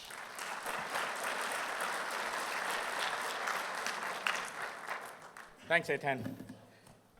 Finding high-quality users is the ultimate challenge that all of you face. So I'm here to talk about how you can find high-quality users. And specifically, I wanted to provide a lens of how Google thinks about user acquisition products across 3 specific lenses. So let's get into it. Simplicity with automation. As you know, Google has a variety of placements where you can put ads to find users. So whether people are discovering on Play, searching on google.com, engaging with apps, surfing the web, or watching videos on YouTube. But historically, what you had to do is build a campaign for each one of these properties. Guess what? We now have a product that you can access all that inventory in a simple set of 3 steps. First, just set your target CPI, location, and budget. Second, you put an app ID, it downloads the app icon and the images. And third, if you have a URL, a YouTube URL, you put it in, and you have videos for ads displayed across AdMob as well as YouTube. And then you let the Google machine learning take over. Just with these 3 simple steps, you can get access to all those properties. So that's one way that Google is solving for this. Second is quality at scale. Now, all of you know that driving installs at scale is critical. But the new thing is I want users that provide lifetime value. And it's basically like bringing people into your store who are not interested in loss. So this is what we want to improve on. So Conversion Optimizer was a product that was primarily used to optimize installs at scale. Now what we're doing is helping you optimize buyers at scale. What this means is now you can get access to acquiring users who have either made a purchase on Google Play or paid for an app or have a potential to spend on an app. And with a simple click of a checkbox, you can actually use Conversion Optimizer to find buyers like this for your specific app. And people who actually did this at a global level increase their chances of finding a buyer using this campaign 24 times than any other campaign. So that's the second point about quality of scale. The third that I wanted to talk about a little bit is what only Google offers you. So the first thing is video. As you all know, YouTube is a great platform for gamers. So if you're not on YouTube, please get on it. And if you know, like, avid gamers are about a third of the gamers. And 2 out of the 3 avid gamers visit YouTube daily. And of these avid gamers, almost 2/3 of them download a game once they see an ad. So a great platform, and ever since this has been launched at the end of 2014, we've had huge success for people to find gamers. The second thing I'm very, very excited about is this format called the trial run format. In this way, it pre-qualifies users who actually will stay with your game. This is an ad format where you can actually try your game in an ad for 60 seconds before you can decide to download it.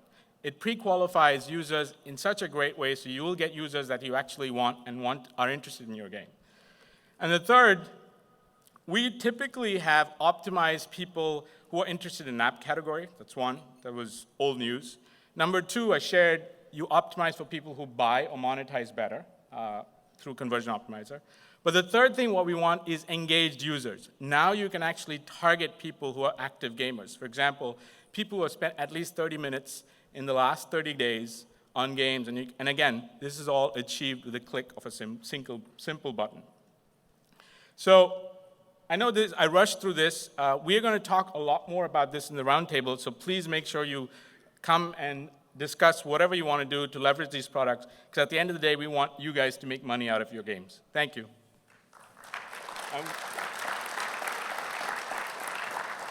With that, I want to introduce John Burge.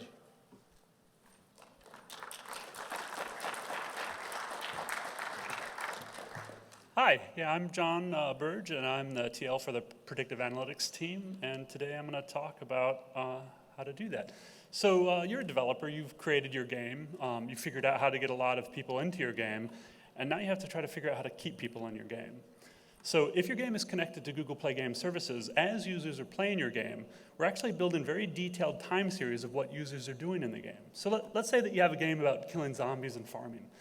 So here's a sample user in the game. He's acquired your game, he's gone and killed 100 zombies, he's farmed some stuff, he's farmed some carrots and tomatoes, raised sheep, he's farmed corn. But ultimately, he's gonna end up leaving your game. Wouldn't it be fantastic if at some point prior to leaving your game, say like when he's raising sheep, you could get a signal from us that says, hey, this guy's about to leave your game. So instead of him leaving your game, you could say, well, I've got a golden shotgun. Maybe I'll give you like a 50% discount on this golden shotgun, so instead of leaving your game, he picks up this golden shotgun, and of course, with the golden shotgun, what are you gonna do? You're gonna go out and kill some more zombies. So this is exactly the type of thing that we're doing. If you go to the predictive analytics offering that we have, you can actually see examples of the time series of real people playing your games. And you can see that there's a huge diversity of events that show up in these time series. We've got session starts, any of the events that you define in your game, they show up, in-app purchases, we're working on integrating crashes and reviews, general RPC activity, just tons of stuff shows up in these time series. Well, what do we do with them? Well, we take a time series and we're going to want to feed it into one of our machine learning models. First, we're going to need to extract some features from that, and I'll go into some details about how we extract those features. But at the end of the day, features for each one of these time series just boil down to a bunch of numbers. So here you can see I've got a bunch of columns of numbers. Each one of these columns corresponds to the features that we extract for one of the games. And historically speaking, we can look at the data so we know whether or not someone's churned or stayed in your game, so we can label each one of these feature sets either green here for users that stay in your game or red for users that have left your game. We take all of the information that we have about your users and we feed it into Google's Sybil infrastructure. Sybil is a massive infrastructure that we have at Google for learning all sorts of types of classification tasks. It's used widely across all of, or many of Google's products, and now including analyzing how users are playing your games. So we take all of this data, we dump it into the Sybil infrastructure, and out comes a trained model.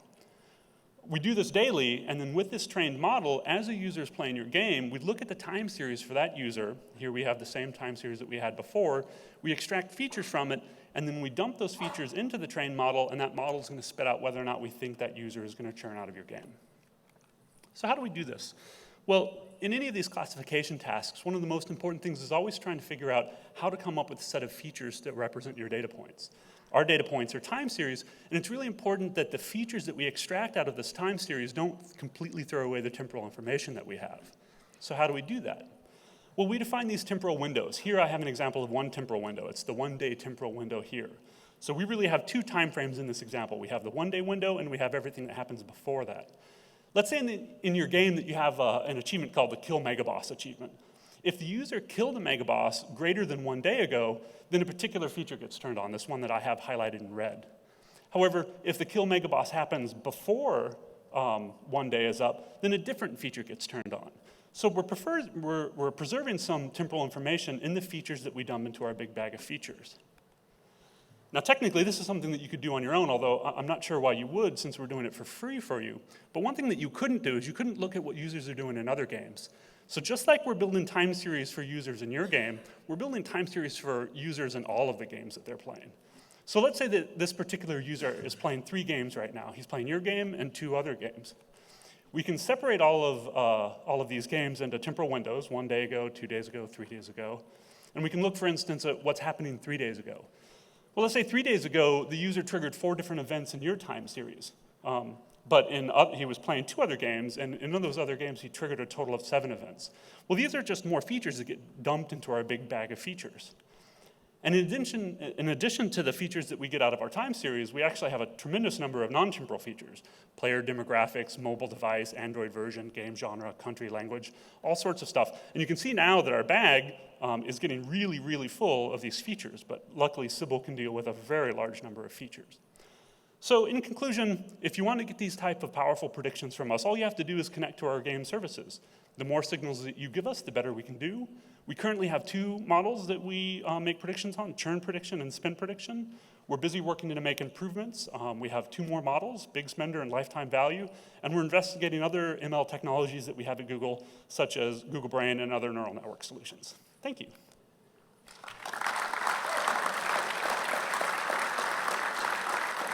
And I'd like to now present Andreas Prier.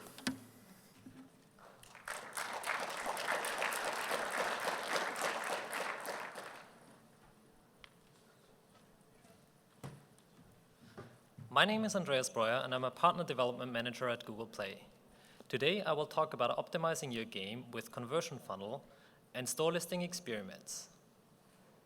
This is Tap Ventures, a game by Underwater Apps. You've seen this game before. It's a studio based in Armenia. Underwater Apps came across a few common challenges, such as how to increase revenue per user, how to get a better understanding of your users per source, and how to grow the game's user base. We've worked with Underwater Apps to overcome and address some of these challenges. Let's start with challenge number 1, and I'll talk a little bit about the Player Stats API. So the challenge was how to increase revenue per user. The Player Stats API, which is part of Google Play Game Services, helps you to predict user spend and churn. Here are 3 simple ways how to use spend and churn prediction for better experiences. You can invest in users who are predicted to become spenders. You can make the game easier for gamers predicted to churn, or you can just show ads to users who are predicted not to spend otherwise. Underwater Apps made a simple change and implemented the Player Stats API to predict spend behavior of their newly acquired users. They didn't show ads to users who were probable to spend. This simple change increased IIP count by 15%. Now to challenge number 2, how to get a better understanding of users by source. Let's talk about Google Play's conversion funnel. The conversion funnel simply shows you visitors, installers, and buyers by acquisition channel. If you would like to take action to increase the number of installers, you can launch a universal app campaign directly from Google Play's developer console. Ads will be shown on Google's search network, including Google Play, YouTube, and Google's display network. Launching soon, you will find a country breakdown of Google Play's conversion funnel. You can drill into performance in your key markets and learn about underperforming markets too. If you learn that the store listing visitors to installers conversion rate in a specific market is below your expectation, you can launch a store listing experiment to improve performance. Now to challenge number 3, how to grow the game's user base. And store listing experiments allow you to find the most effective graphics and text for your game. Absolutely no coding is required, and it takes only a few clicks to launch store listing experiments in the Play developer console. You can test icons, images, videos, and text descriptions. Here are 3 recommendations. Use global tests for icons and graphics. Use local tests for localized text and graphics. And coming soon, you can run multiple localized description tests at the same time. Don't forget, your Play Store listing matters for all traffic sources. Here you can see an example from Underwater Apps, and their store conversion rate increased by 29%, just by updating the icon design. Check out our new features and get in touch via the link that you can see on the slide. And now let me introduce Justin McKay.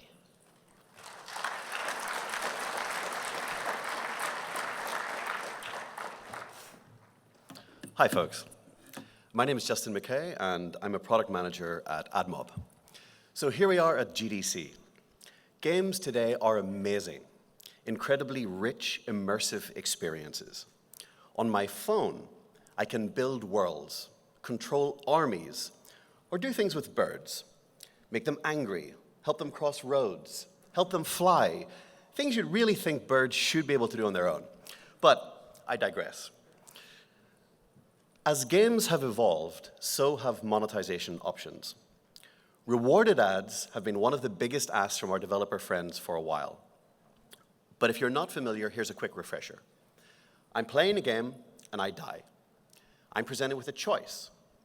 I can either wait for 10 minutes, or I can use my hard-earned coins, recommend the game to a friend, or watch a video and come straight back to life. When done well, rewarded ads add value for all parties. They are opt-in, integrated experiences. So a quick recap on mediation. Mediation allows you to maximize revenue by calling multiple ad networks from a single platform. This helps ensure there is always an ad to show in your application, and that ad is helping you maximize the amount of money you earn. At AdMob, we want to build a platform to support all your monetization needs. Rewarded has been a gap, and I'm really happy to announce that today we're closing that gap. This afternoon, rewarded mediation is now available in AdMob. So these 7 great networks, we're adding these to the 40+ networks that we already support through regular mediation. And this afternoon, AdColony, AppLovin, Chartboost, Upsite, formerly Fuse, Fiber, and Vungle are all available, and I'm really excited to say Unity ads will be coming in the next couple of weeks. We want to make experimenting with rewarded ads easy. We want you to be able to experiment with different networks in different orders and different reward types. As such, you can configure reward and waterfall settings for each ad unit. That information is stored server-side, so you don't need to change your code to experiment with new configurations. And we want to give you tools to maximize performance. With our ad network optimization product, we automate the process of calling the ad from the highest paying network. And optionally, you can set frequency caps to make sure your users don't get bored seeing the same ad again and again. A little bit more about ad network optimization. So mediation on its own isn't quite enough. Across multiple networks, the CPMs are changing in real time. Managing that complexity manually is very, very difficult.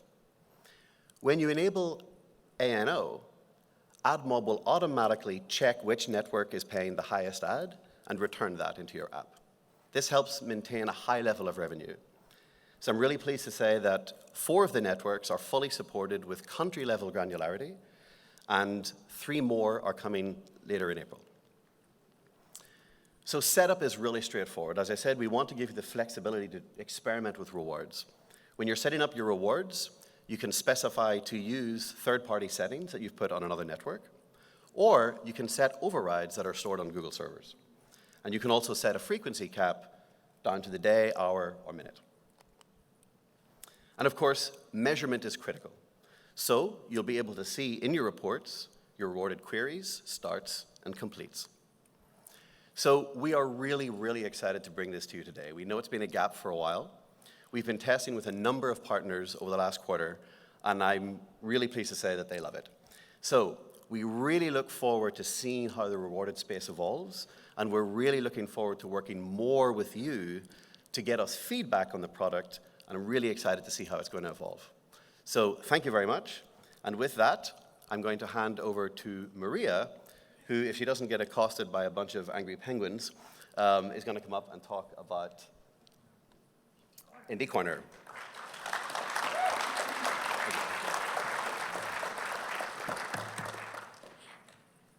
Hi, everyone. My name is Maria, also known as Masha. I work at Play Games BD team. I believe games are art. I still occasionally play Heroes of Might and Magic 3, and I literally cried with joy when I opened up all the tiles in 3s. When I think about the best games to play, my mind immediately goes to unique, deep, more meaningful experiences. In other words, to indie games. Indie became the genre of its own in the same way as we refer to an idle clicker, to shooter, or to an adventure. And this specific genre makes people all over the world really excited about video games and motivate them to tweet to their friends, oh my gosh, you should totally check this out. Today, if indies didn't exist, we would only have big and mainstream games. And we would live technically in the gamer's horror grunge day where you pretty much play the same game over and over again. But luckily, we do have freedom. We do have freedom to choose what games we want to play. And this freedom is one of the best and most beautiful things about video games. And we should say thank you to indies for this choice. Thank you, indies. Why not everyone can come up with the next big game on mobile? It's very important to support artists at each stage of their creative process and reward them for risks.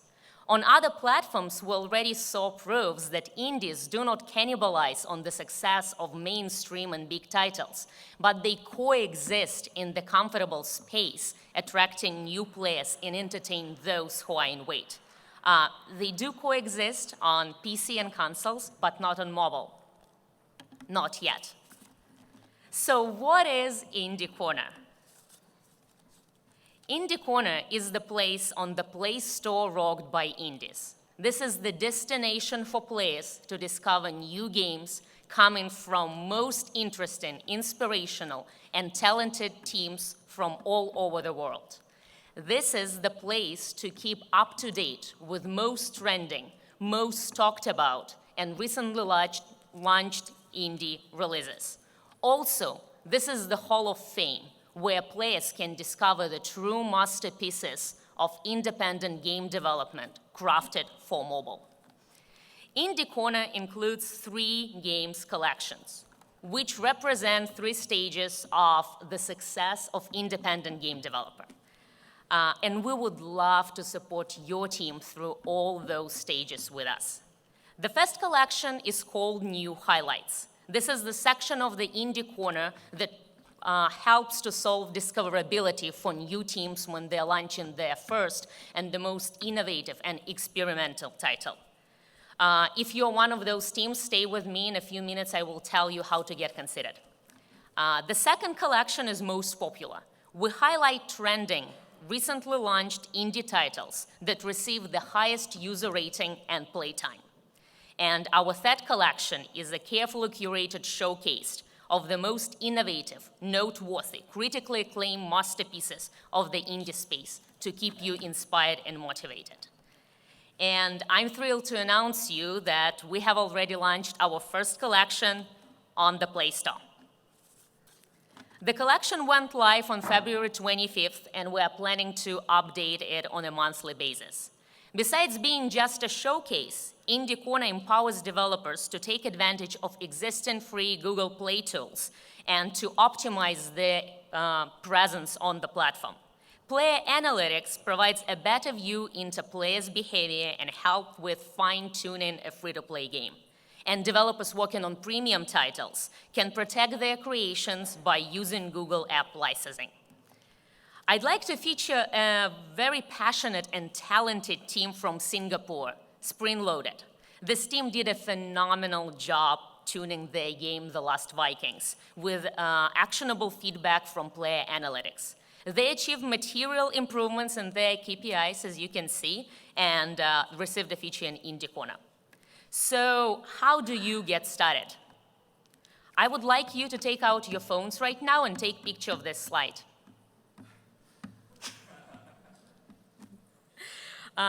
Here you will find the link to the submission form to get your game considered for Indie Corner. But before you do so, please review the requirements.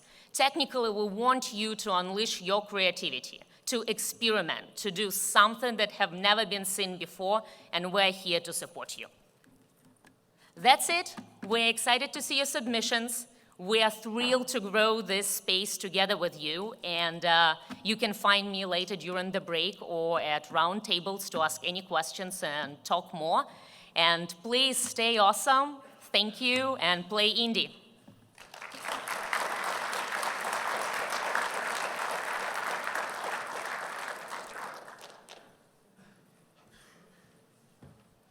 Wow, a dedicated destination for indie games. Great work, Masha. And really great presentations, everyone.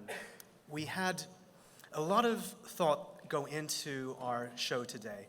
And I wanted to also highlight the team that curated and put on this event for us today. Some of them spoke already, Bob, Morgan, Ben, but also Noah Falstein and Wolf Dobson helped put this show together. I don't know if you're still here.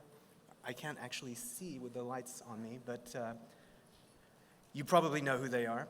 Also, I want to highlight Laura Della Torre, who is our developer marketing lead. It's her birthday today as well. Laura, you must still be in here somewhere. Would you stand up? There, would you stand up, please?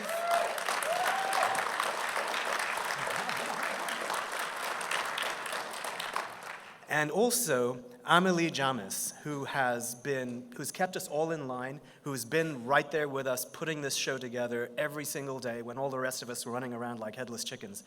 Amelie, are you somewhere in the room? Please stand up. Amelie Jamis, everyone.